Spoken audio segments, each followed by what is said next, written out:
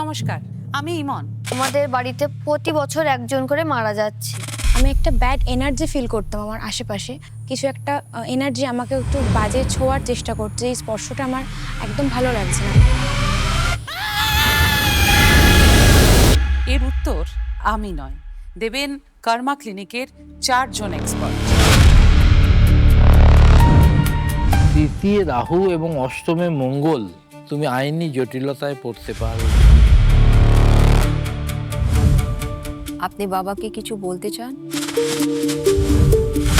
এই নামটাকে ব্যালেন্স করতে হবে, অ্যালাইন করতে হবে as per date of birth. আপনার বাস্তুতে উত্তর পশ্চিম দিকে কি কোনো জলাশয় কিছু আছে? এক চিলতে আলোর দিশা খুঁজতেই কর্মা ক্লিনিক। আমরা ভয় দেখাবার জন্য কিন্তু বসিনি, কারণ যে কোনো জায়গায় ভয় থাকে সেই ভয়টা কি করে তাকে কাটানো যায়, ভাঙানো যায়, সেই জন্য আমরা বসেছি। looking forward for a better future. কি করতে হবে?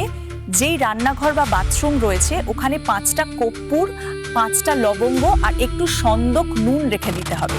তাহলে কি মানে কর্মফল না ভাগ্য? ওই যে যা মুখ পরানো মহিলাটা ওই ছিল, মেয়েটাই আমার সামনে আছে দাঁড়িয়ে, ওর সঙ্গে কি করেছেন আপনি? কিছু দেখতে পাচ্ছি না। ওর ঘরে একটা টেডি বিয়ার ছিল, ও রাতে দেখতে অন্যদিকে হয়ে রয়েছে। 5 নেই, 5 হচ্ছে সেন্টার। আপনি কিছু না কিছু নিয়ে ভুগবেন। শতকোটি কল্প বা যুগ পার হয়ে গেলেও আমরা কি এত তাড়াতাড়ি পাস্ট লাইফে চলে যেতে পারি?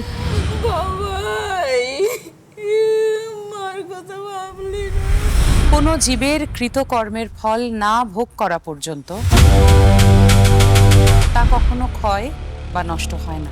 প্রতিটি জীবকে তার নিজের করা শুভ বা অশুভ কর্মের ফল ভোগ করতেই হবে।